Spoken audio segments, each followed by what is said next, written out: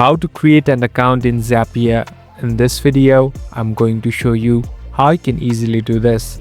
First of all, you must go to this website named Zapier.com. Now this interface will pop up. Here on the right top, you can find this sign up button. Simply tap on sign up.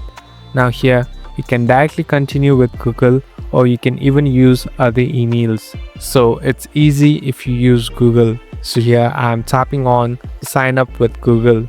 Now select the account with which you want to log in. So here I am tapping on one. Now it will take some time.